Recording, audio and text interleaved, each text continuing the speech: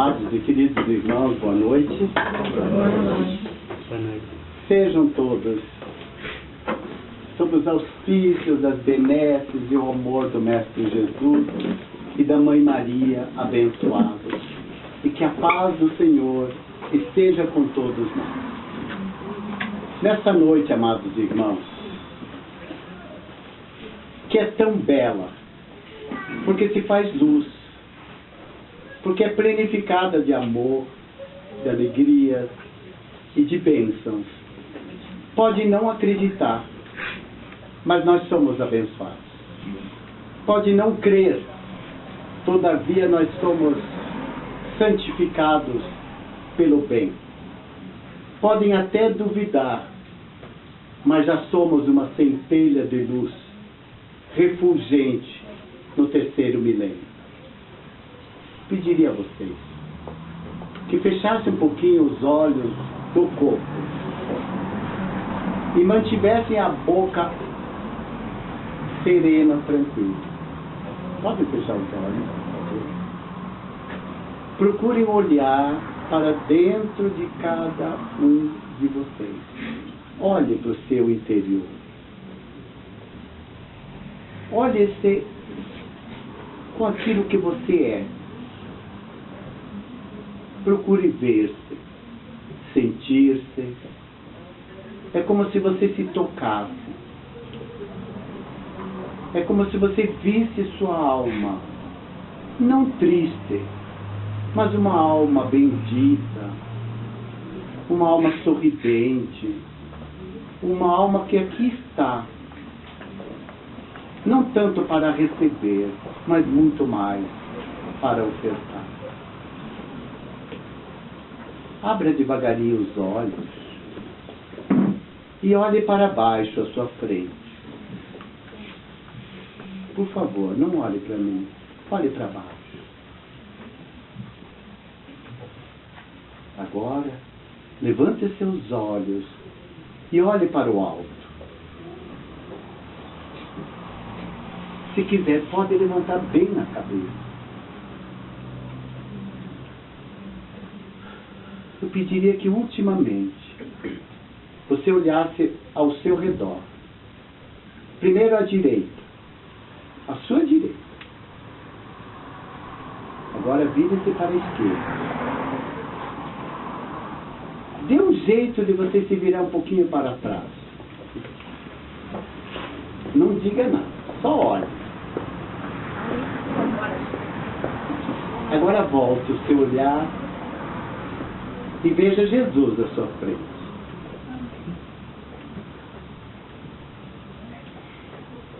Quisera trazer, amados irmãos, o olhar de Jesus e de Maria nesta noite. O primeiro título que eu dei para essa palestra era Sob o olhar de Jesus e de Maria. Mas quando fui perceber que se eu colocasse o olhar de Jesus e o olhar de Maria, eu estaria de uma forma estanque, divisional, separando Jesus de um lado, Maria de outro. Então eu tirei esse D, para que é sob o olhar de Jesus e Maria. Porque antes de tudo, eles se complementam, se completam, são indizíveis. Porque é mãe, porque é filho. E porque todos nós somos filhos desse olhar bendito do Divino Mestre. Será que teríamos a capacidade de olhar para o sol de olhos desnudos? Não, né? Porque nós cegaríamos. Tal é a grandeza, a luminosidade do Mestre que nos cega.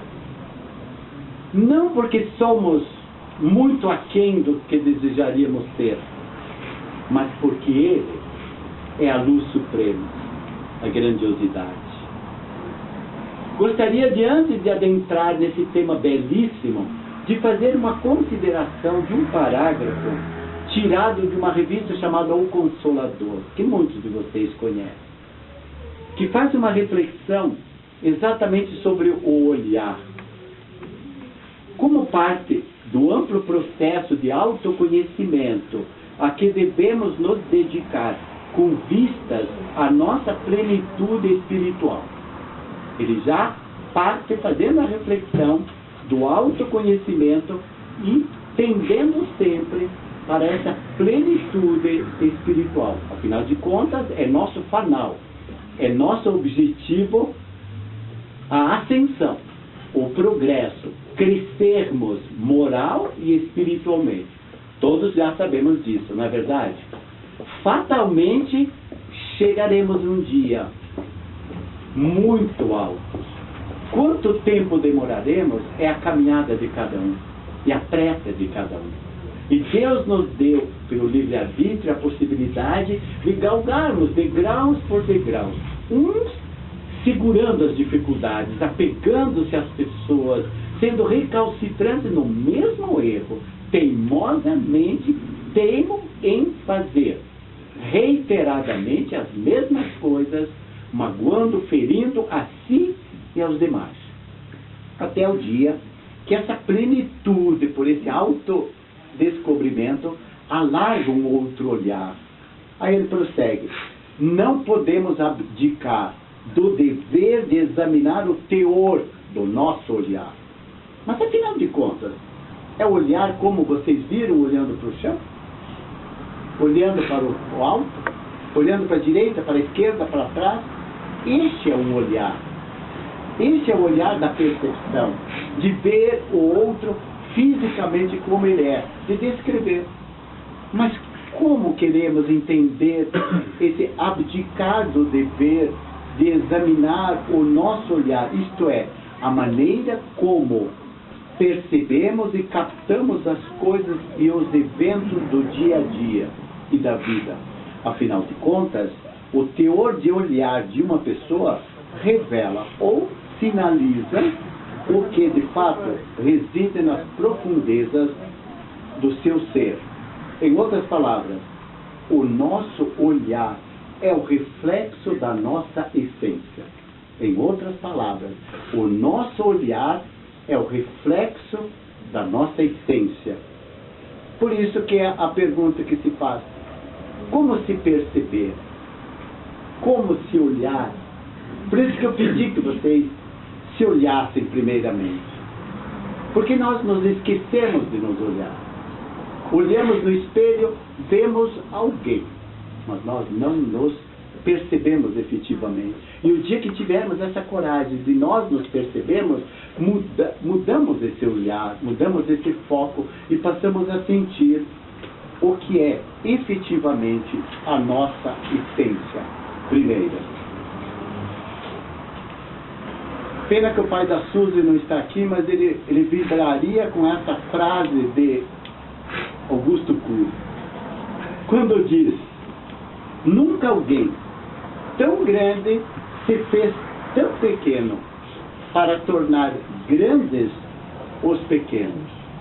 Nunca alguém se fez tão pequeno para tornar grandes os pequenos. É uma referência de Augusto Cury com relação a Jesus. Hoje, numa das belas mensagens que mando para o WhatsApp, alguém me mandou: tudo bem que você espalha, volta para você. E o contrário também. Portanto, vigie-se e vigie o seu olhar. Que coisa linda, né? Prosseguindo. Como chegamos a Jesus? Vamos na história um pouquinho. Jesus, o ser mais perfeito que Deus ofereceu aos homens para servir de modelo, servir de guia, ser referência de Jesus. Haja vista que ele disse: ninguém vai ao Pai senão por mim. O Pai e eu somos um. Então ele não disse que é Deus. Ele disse: ninguém vai ao Pai. Deus e eu somos um. Por quê? Porque Jesus se fez o modelo e guia de Deus. O espírito de maior grau ou patente evolutiva que já encarnou na Terra. Segundo a doutrina espírita, Jesus é o administrador, o governador do planeta Terra, tanto de todos os seus habitantes, encarnados quanto desencarnados. É Ele o administrador, é Ele o governador. Sob a sua tutela estão todos os espíritos existentes, todos, neste órgão.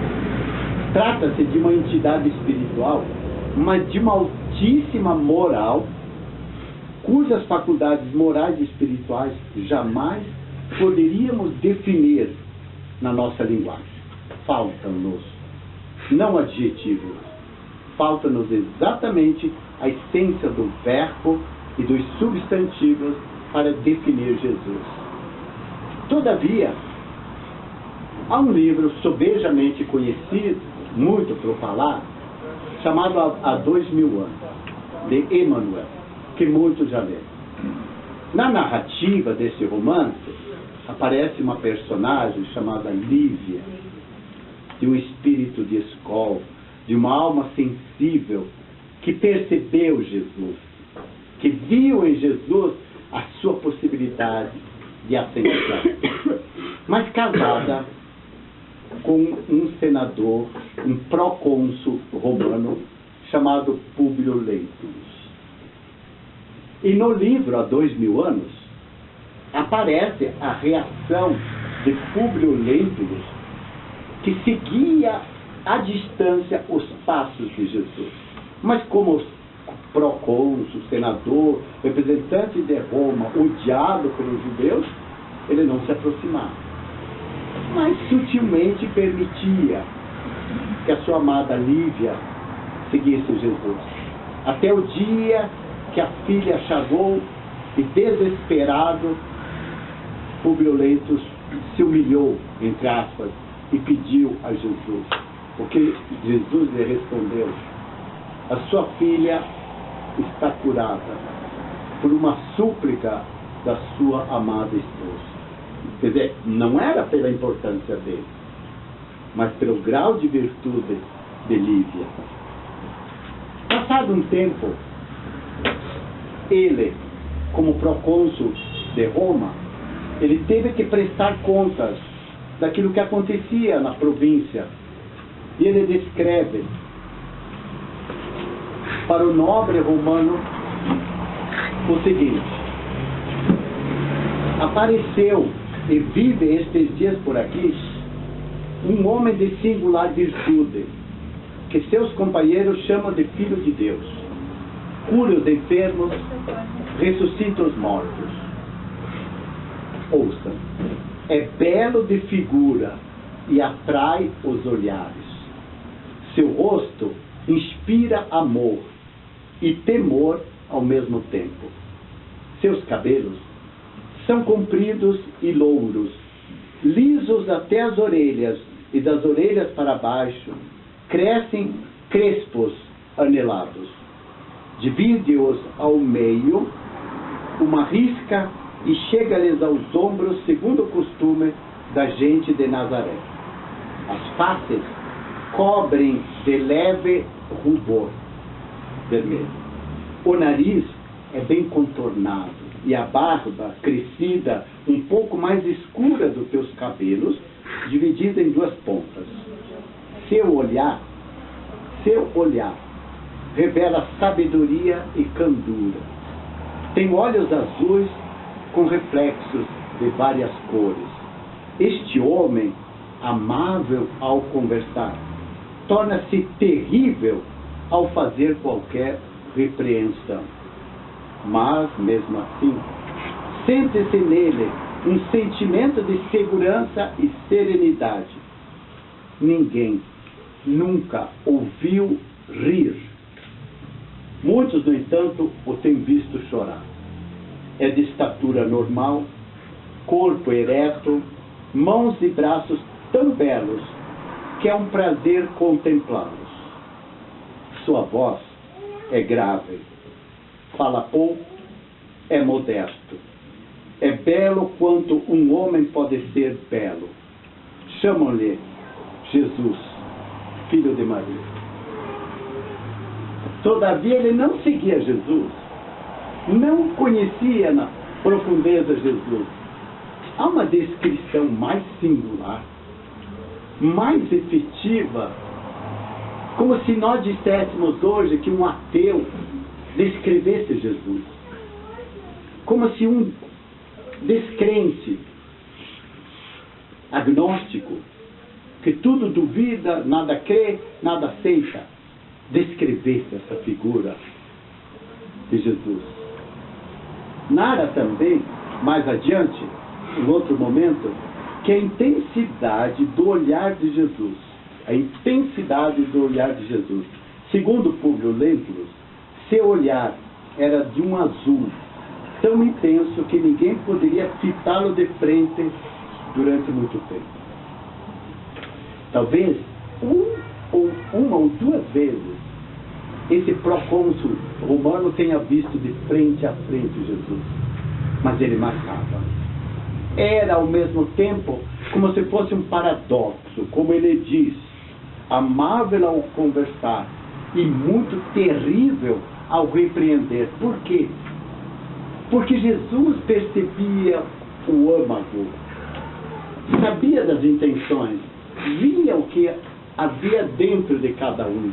Por isso é que nós falamos no início, vamos nos olhar interiormente, vamos nos perceber, sentirmos quem nós realmente somos, porque não conseguimos tergiversar, tampouco enganar, tampouco dissimular Jesus.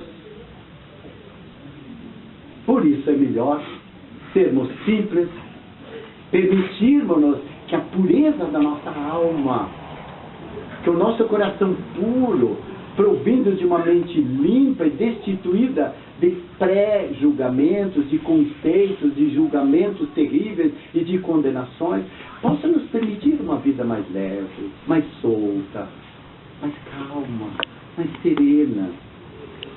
Enfim, esse olhar compassivo e amoroso de Jesus. Ah, Jesus, olhar compassivo, olhar manso, a fim de esquecermos a viciosa preocupação com o arqueiro, e por vezes aparece no campo visual dos nossos irmãos de experiência. Para quem não entendeu, há muita preocupação nossa de enxergarmos o cisco no olho do irmão, um minúsculo. Lembro assim tantas vezes, quanto professor, principalmente de 5ª ou 8ª série, em que as meninas brincavam de tirar alguma coisa debaixo do olho. E aquela é uma imagem simbólica para dizer, preocupamos-nos em enxergar no olho o menor cisco, mas esquecemos de olharmos que dentro de nós tem uma trave, ou seja, de uma árvore enorme, um tronco enorme, que nos impede, exatamente. Por isso o mestre jamais deteve na faixa escura dos companheiros de caminhada humana. Jamais ele se deteve, pelo contrário, ele mergulhou, foi adiante. Gostaríamos de lembrar que Jesus, durante todo o seu Evangelho, por isso que nós devemos estudar o Evangelho, para sentirmos Jesus, para vermos Jesus, para compreendermos Jesus, para passarmos a amarmos Jesus, para conseguirmos só pronunciar este nome, Jesus. A nossa alma já se plenifica de satisfação. É como se o nome Jesus fosse para nós, e é o nosso roteiro, nosso guia, nosso modelo, e nos faz despertarmos. E por isso mesmo, imaginemos 5 personagens do Evangelho. Primeiro, o cego de Jericó, chamado Bartimeu, que no meio da multidão perguntou, o que está acontecendo para mim? E até os discípulos de Jesus, fique quieto, não perturbe o mestre, tentavam calá-lo. Até que Jesus, já sabendo, alguém está clamando por mim, alguém está me vendo, mesmo que os olhos físicos não me veem. Alguém não encontra o homem inutilizado pelas trevas, mas sim o amigo, encontra o amigo que poderia tornar a ver. Desse modo, a visão que passa, de novo, a enriquecer-lhe a existência, é o presente do Mestre. Segundo, quem já não ouviu falar de Maria de Magdala, Maria Madalena? Depois eu vou falar um pouquinho mais. Não enxerga a mulher possuída pelos gênios da sombra, mas sim a mulher pecadora, irmã sofredora, e por esse motivo restaura-lhe a dignidade própria, nela plasmando a beleza espiritual renovada.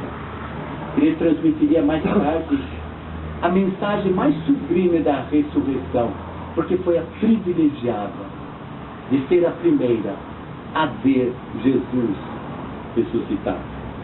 O terceiro personagem, Zaqueu, tão baixinho de estatura, que no meio da multidão jamais ele conseguiria ver Jesus. Tomou a iniciativa, foi à frente, subiu numa árvore, e lá do alto, o mestre passará por aqui. Não deu outra? Quando Jesus, passando por baixo daquela grande árvore, levantou o olhar e pediu a vocês que levantassem os olhos. Desce daí, Zaqueu. Hoje mesmo estarei na sua casa. Observe o olhar de Jesus percussiente, penetrando e vendo. Não adianta nos escondermos. O que aconteceu com Zaqueu? Que era cobrador de impostos, odiado. Será que gostaríamos de encontrar um cobrador de imposto de renda nosso, batendo a nossa porta? Imagine naquela época. E Jesus o transforma em missionário do progresso, enganado pelos desvarios da posse, que por esta razão devolve-lhe o raciocínio. E Zaqueu passa a seguir Jesus. Quarto, poderíamos falar de Simão Pedro. Ah, Simão Pedro. No dia da negação não se refere ao cooperador enfraquecido, mas Jesus se refere ao aprendiz invigilante, a exigir-lhe a compreensão e o carinho, e por isso transforma-o com o tempo no baluarte seguro do Evangelho nascente, operoso e fiel, até o martírio na crucificação. E tão digno se tornou Pedro, ele disse: não sou digno de morrer crucificado como Jesus. Crucifique-me, mas de cabeça para baixo. Exatamente para testemunhar. E finalmente Judas, que todos nós, ou a grande maioria, ainda nos alvoramos o direito de julgá-lo, de condená-lo. Quando Jesus viu em Judas um irmão que precisava cumprir tudo que estava prescrito. Judas não surpreende o discípulo, mas sim o colaborador traído pela sua própria ilusão.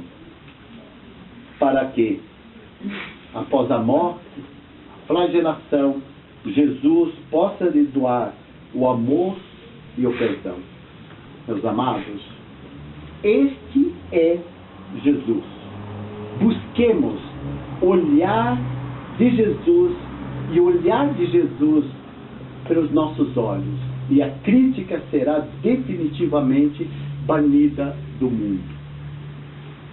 Porque então teremos atingido o grande entendimento que não nos fará discernir companheiros de jornada. Seremos todos irmãos. Por isso compreendemos que aqueles que caminham conosco, que são nossos irmãos, também são necessitados do nosso auxílio e da nossa conversa.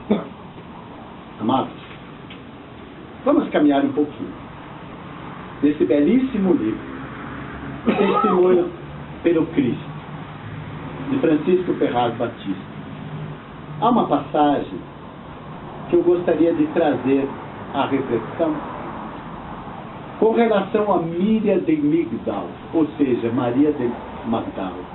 ou seja, Maria Madalena. Algumas coisas são necessárias para vocês observarem o que uma mulher pecadora, diante dos olhos e da condenação do mundo, via em Jesus.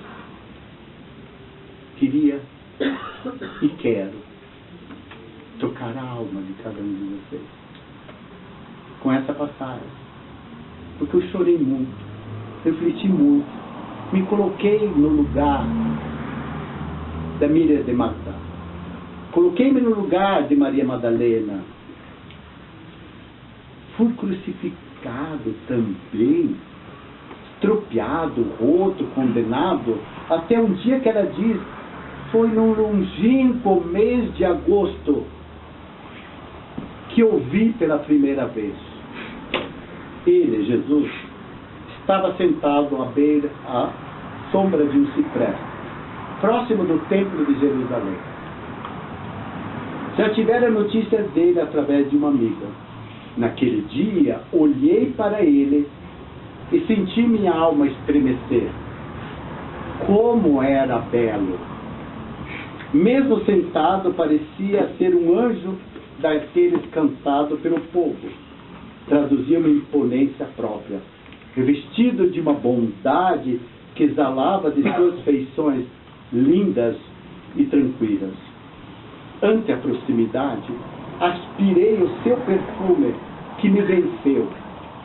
Senti que ele me olhou profundamente, com aqueles olhos grandes que traduziam imensa ternura. Era um Rabone, que em aramaico significa mestre, que também em hebraico traduz-se por Rabi. Por isso que conhecemos lá no Testamento, Rabi ou Rabone, que traduzido significa mestre. Bom dia, disse-me ele. Bom dia, Miriam de Magdá. Notei que me olhara com um olhar como nenhum outro homem jamais me olhara e me tinha olhado.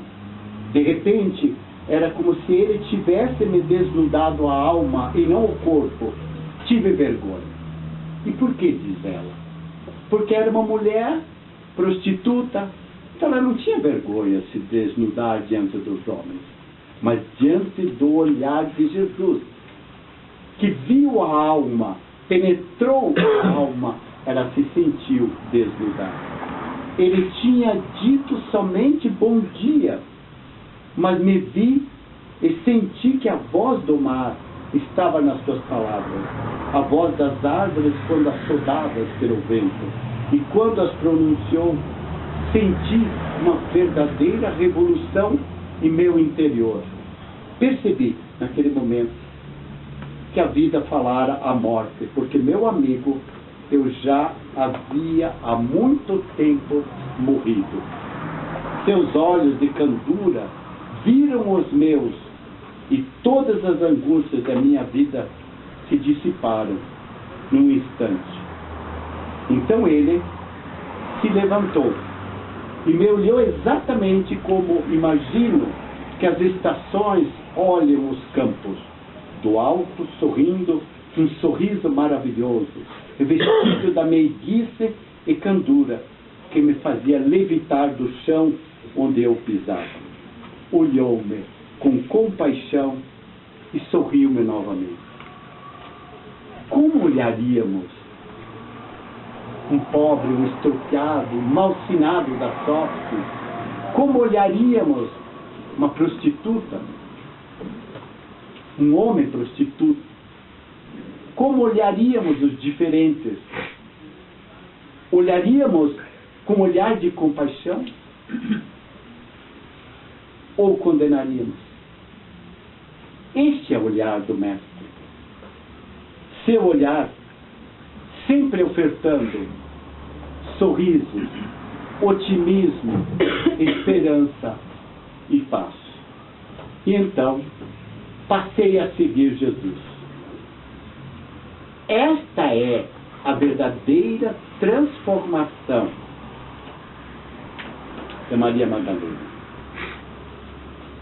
Eu muito havia pecado, e tinha agora a oportunidade de consolar quem nunca havia pecado. Por quê? Porque um dia encontrou, depois que Jesus partira, um grupo de leprosos e, conduída, começou a acompanhá-los e foi trabalhar com eles. E por trabalhar tão próxima, um dia contraiu também a hanseníase. Um dia também ela teve que voltar. E um dia também ela, bem próximo de Éfeso, mandou um recado a uma pessoa caminhante que levasse a Maria e a João o seu pedido, porque ela precisava rever pela última vez Maria de Nazaré, a Mãe Maria. E há menções em Humberto de Campos, num livro belíssimo chamado Boa Nova, com relação também ao olhar de Jesus, quando diz: o olhar do mestre dos mestres era lúcido e profundo, pois devassava o seu interior, detectando-lhe as tendências da alma e antevia acontecimentos futuros. É exatamente esse olhar percussiente, penetrante do mestre. Por isso que nós nos entregamos a ele. Esclarece a propósito o referido mentor da citada obra, Boa Nova, que Maria de Magdala, no final da sua vida, já duramente atingida pela moléstia da hanseníase contraída no Vale dos Leprosos, onde passara a viver após a crucificação do inolvidável mestre, teve o mérito de receber uma dádiva extraordinária. Então diz Humberto de Campos: em dado instante, observou-se que seu peito, de Maria de Magdala, não mais arfava, não mais pulsava. Maria, no entanto, experimentava a consoladora sensação de alívio. Sentia-se sob as árvores de Cafarnaum e esperava o mestre. As aves cantavam nos ramos próximos e as ondas sussurrantes vinham beijar-lhe os pés. Foi quando viu Jesus aproximar-se, mais belo que nunca. Seu olhar tinha o reflexo do céu e o semblante trazia um júbilo indefinível. O mestre estendeu-lhe as mãos e ela se prosternou, se ajoelhou, exclamando como antigamente: Senhor! Jesus recolheu-o abrandamente nos braços e murmurou: Maria, já passaste pela porta estreita, amaste muito, vem, eu te espero aqui. Será que precisaríamos melhor disso? Viver em pecado, viver em erro, tripudiar, fazer coisas erradas, chafurdar-se no erro, todos nós já passamos, meus amados irmãos. Todos, sem exceção nenhuma. E hoje ainda erramos, mas com menos frequência e menos intensidade, porque temos mais compreensão.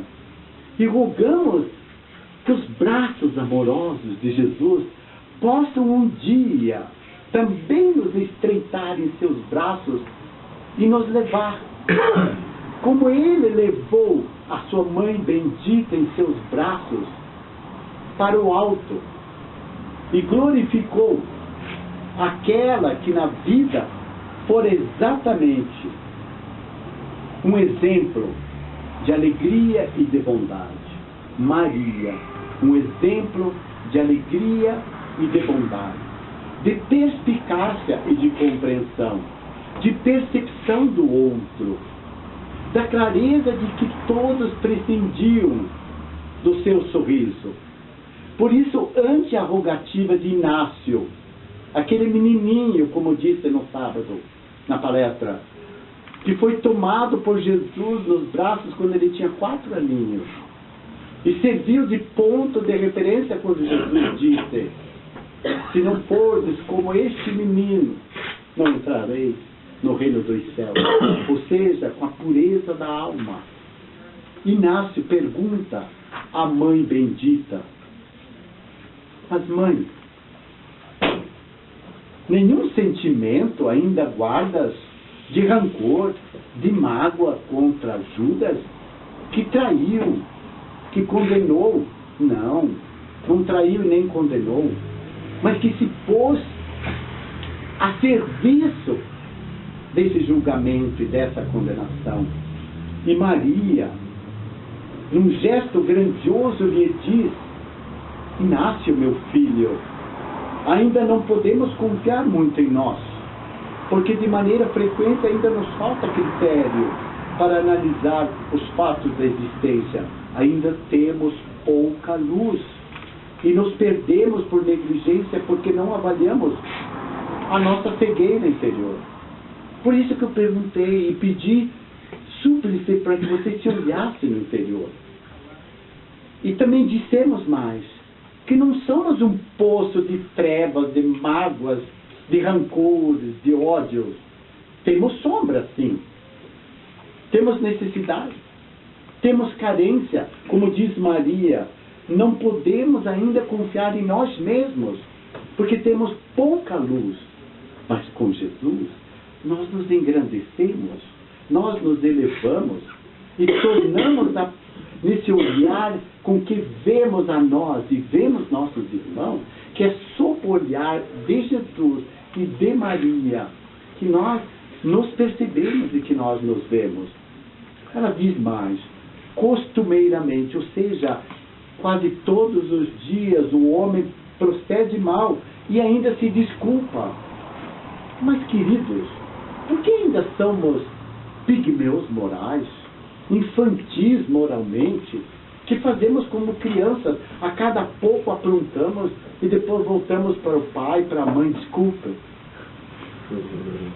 Não é assim que tantas vezes fazemos?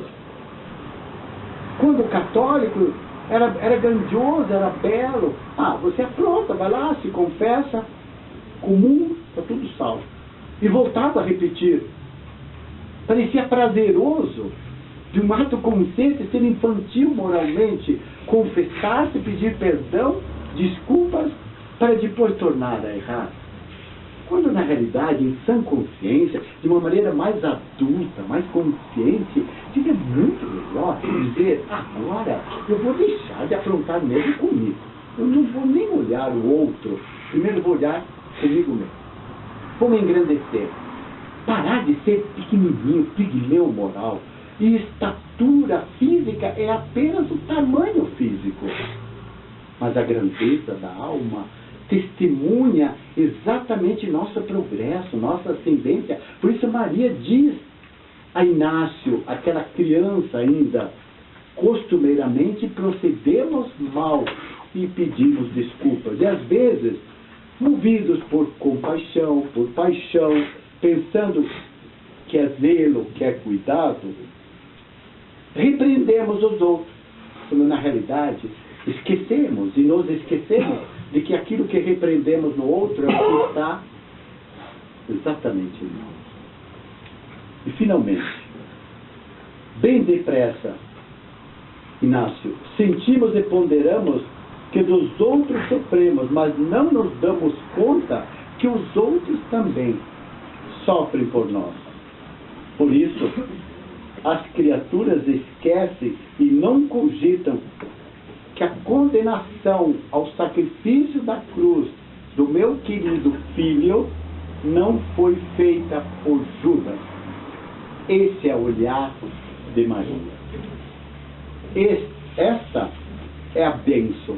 Por isso ela conclui: eu tenho pena, eu me apiedo de Judas. E mestre, leve-me ao vale das sombras para que eu possa estender as minhas mãos na fronte desse pobre homem. É o bálsamo da luz, do amor e do perdão de Maria. Jesus, de uma maneira tão bela, tão verdadeira, ele sintetizou o olhar quando em Mateus, no capítulo 6, versículo 22, ele nos diz textualmente: a candeia do corpo são os olhos. Primeiro ele disse: ninguém acende sua candeia e a coloca debaixo da mesa. Depois ele diz que a candeia, a luz dos olhos, perdão, a candeia do corpo são exatamente nossos olhos. Concluindo, e se teus olhos forem bons, todo o teu corpo terá luz. Queridos, o que seriam olhos bons? São os olhos que aprenderam a enxergar, a ver, sob o olhar do Mestre e de Maria, como ver o outro. Se teus olhos forem bons, todo o teu corpo resplende. E por quê? Porque sua mente é limpa. Porque seu coração é puro.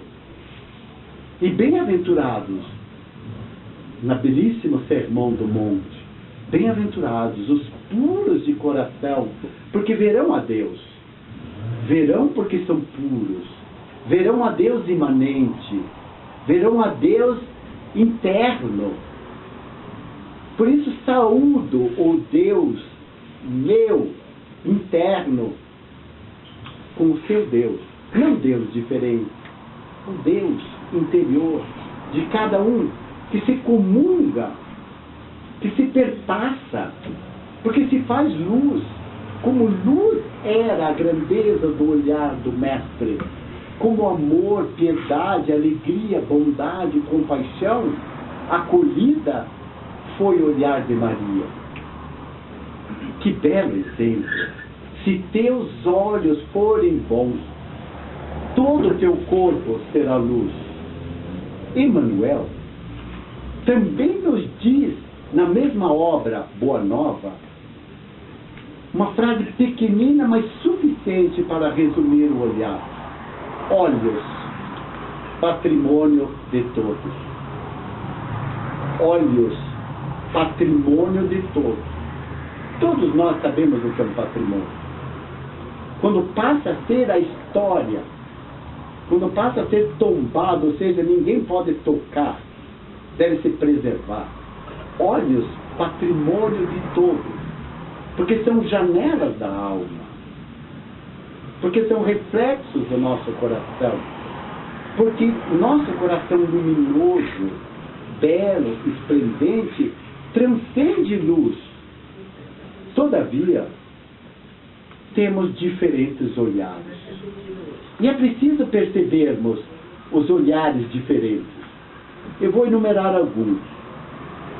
Enquanto isso, vocês pensam, só para chegarmos à finalização dessa reflexão. Primeiro, olhos de malícia. Criança não nasce com olhar de malícia. Criança nasce pura. Por isso o Evangelho, a doutrina nos diz, nascemos simples e nascemos ignorantes, destituídos de todas essas vaidades, desses atavios, dessas amarras, como antigamente colocavam na criança recém-nascida os coelhos, deixavam enrodilhado por 40 dias, podiam até jogar a criança. Já passamos por isso, né? E o que acontecia? Hoje, a criança nasce, não colocam mais essas ataduras, mas já colocam brincos, enfeites, de tudo que é jeito, para marcar exatamente. E marcam a criança com o olhar da malícia. Vulgarizam a pureza, o amor, a angelitude, que deveríamos nós adultos transformar o olhar de malícia em um olhar de benevolência. Afinal de contas, se teus olhos forem bons, todo o teu corpo terá luz. Existe o olhar de crueldade, que mata. Existe o olhar de ciúme. Existe olhos de ferir. Não preciso nem explicar. Não preciso nem explicar. Olhos de desespero. Olhos de súplica. Olhos esbugalhados como uma criança diante de um menzarrão de 2 metros. Não bastasse a estatura ainda para isso. Agride, verbaliza a ira. Esbugalhamos desesperadamente os olhos. Olhos de desconfiança. Porque não acreditamos mais no outro. Olhos de atrair a viciação, os vícios, a maldade. Olhos de perturbar. Ao invés de acalmar. Olhos de registrar males alheios. Porque são olhos, até fazem um verbo. Estou te vendo, estou te marcando, você não me escapa. Eu já vi muita gente fazendo isso para mim. O que eu faço? Faço o que vocês fizeram agora. Sorrir. É devolver a outra face diante do insulto. Já, como diz o meu irmão, já não devolvo. Eu abençoo o meu agressor. Eu abençoo aquele que me insulta. Eu devolvo olhares de ódio, de condenação, de ira e de desespero, um olhar de amor. Porque também tem olhos de desencorajar as boas obras. Só um olhar já te mata. E finalmente, olhos de frieza, olhos de irritação, olhos que não querem ser como os olhos do Divino Mestre Jesus. Amados, será que se chegamos à compreensão de penetrar em nosso íntimo e realmente nos enxergarmos? Mas pararmos de nos condenarmos, de nos julgarmos pequenos, olharmos-nos como filhos e filhas de Deus, merecedores da compaixão, da piedade, como Maria teve, como Jesus teve, que soergueu os fracos, que consolou os aflitos, que curou os enfermos, que restituiu a visão física, que deu-lhes os movimentos para andar, que os libertou da obsessão, que os purificou pelo exemplo, pela grandeza do seu olhar. Porque Jesus era belo, era amável, era compassivo, era manso e humilde, que o compararam a um cordeiro que foi levado para ser imolado. Tão simples, tão pequeno se fez na manjedoura, tão humilde, que apenas uma faixa cobriu o corpo, mas que acima, Francisco de Assis, em 1236 aproximadamente, quando criou o primeiro presépio, colocando Jesus como um infante, um recém-nascido, numa manjedoura, acalentado pelo bacio dos animais, mas com o amor benevolente e compassivo da Mãe Maria e do Pai José. De um grupo de pastores, também escreveu acima, e paz na terra, aos homens de boa vontade. Porque Francisco de Assis viu com os olhos de Jesus, porque permitiu seus estigmas nas mãos, nos pés,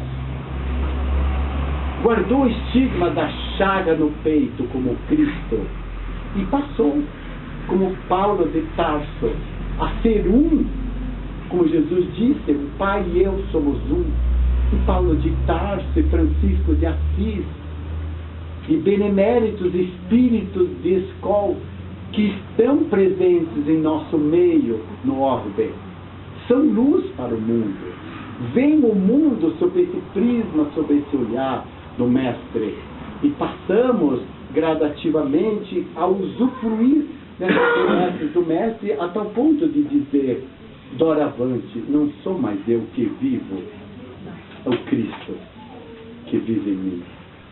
Que o olhar do Mestre, que o olhar de Maria nos abençoe, e que a paz do Senhor esteja com todos vós.